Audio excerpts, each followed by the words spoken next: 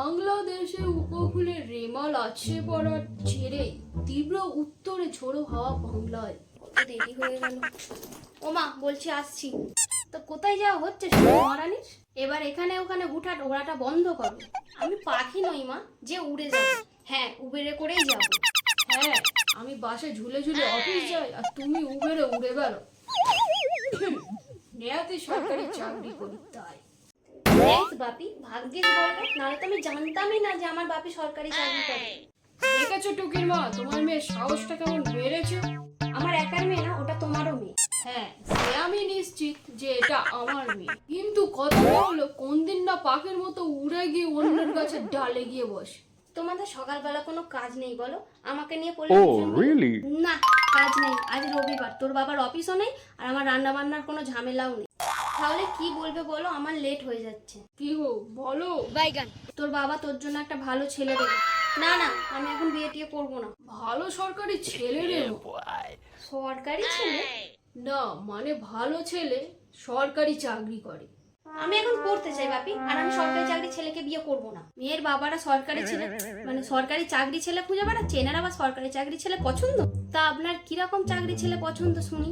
আমার এখন বিয়ে করারই কোনো ইচ্ছা নেই। কেন রে, বাইরে কি আবার প্রেম টেম করছিস নাকি? উফ বাপি, আমি তোমার মেয়ে, লুকিয়ে প্রেম করবো বলো? সাবাস, এই না হলে আমার মেয়ে। করলে সবার সামনে করবো, লুকিয়ে করবো কেন?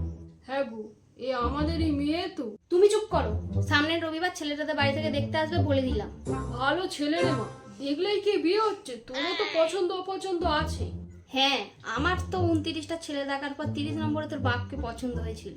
ওই জন্যই শ্বশুর আমায় সোনার চেনটা দেয়নি, দেখাশোনার মিষ্টি কিনতে কিনতেই সব টাকা শেষ করে ফেলে। কই ফটোয়ারে কিছু আছে?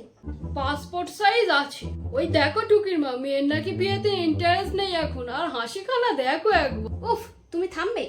জানি রে মা জানি, প্রথম প্রথম বিয়ের কথা শুনলে সব মেয়েরাই এরকম করে। কি করে মানে লজ্জা পায়। তুমি পেয়েছিলে বাপির বেলায়? না তোর বাবার বেলা প্রথম ছিল না, 30 নম্বর ছিল, তাই লজ্জা বলে কোনো বস্তুই ছিল না। কি নাম শুনি ছেলের? শিবশঙ্কর। দেখতে কেমন? ওই সরকারি কাকুগুলোর মতো না তো, কালো টাগলা ভুড়িওলা? কি যে বলিস মা, তুই আমাদের একমাত্র মেয়ে, তোর বাবা কি তোর জন্য অমন ছেলে দেখতে পারে? ছেলে পুরো রাজপুরোহিতের মতো দেখতে রে মা, মাথা ভর্তি চুল, পিছন দিকে আর সামনে একটু ফাঁকা। আর গায়ের রং নিয়ে তো কোনো প্রশ্নই উঠবে না। কয়লার সাথে কেস চলছে ছেলেটার, কে বেশি কালো। কে জিতলো? নিশ্চয়ই কয়লা। কয়লার থেকে কালো কিছু হতে পারে নাকি? কয়লাই জিতেছে, ছেলেটার থেকে একটু ফর্সা বলে দেখতে, মানে মুখর্জি দারুণ দারুণ। ইস তোমরা কি ওই রাক্ষস রূপী মানুষটার সাথে বিয়ে দেওয়ার প্ল্যান করছো? ভুঁড়ি আছে না স্লিম ফিগার? মাথা খারাপ, আমার এত সুন্দর মেয়েটাকে ভুঁড়িওয়ালা ছেলের সাথে বিয়ে দেবো? আর একটু ভুঁড়ি থাকলেই বা কি, ভুঁড়িওয়ালা ছেলে কি ভালো হয় না নাকি? আজকালকার দিনে কোনো কিছু পারফেক্ট পাবি না মা, পারফেক্ট বানিয়ে নিতে হবে। আমি যেমন তোর বাবাকে পারফেক্ট বানিয়ে নিয়েছি, ভেবে বলবো। তার মানে হ্যাঁ, তোর ফোন থেকে একটু তোর মাসিকে ফোনটা করে দে তো, আমার দেরি হচ্ছে মা। দে না, একটু বলতে হবে না যে আমার মেয়ের দেখাশোনা আছে? নাও, ঢাক পেটানো শুরু হয়ে গেল। আমার ফোনে রিচার্জ ফিচার্জ নেই কিন্তু। হ্যাঁ বলো। হ্যাঁ হ্যাঁ। কি ছেলে অন্য একজনের বউকে নিয়ে পালিয়েছে?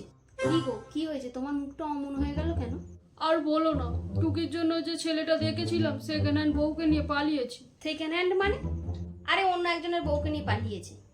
উফ খুব বাঁচা বেঁচে গেলাম এই যাত্রায়। মেঘো ভাগ্যের দেখাশোনা আসার আগে হয়েছে, নাহলে আমাদের মান সম্মান ধুলেই মিশে যেত। কেন রে যাবি না কেন? তোর কাকা পালিয়েছে? কোন কাকা? ওই সরকারি চাকরি করতো সেই কাকা, ওই কালো ভুঁড়ি আছে? ওই তোর কাকার একটা ফটো দিত। এই ছেলেটা দেখো তো বাবা, তোমার স্বপ্নের জামাই। আমার মেয়েটা খুব বাঁচা বেঁচে গেল ভগবান।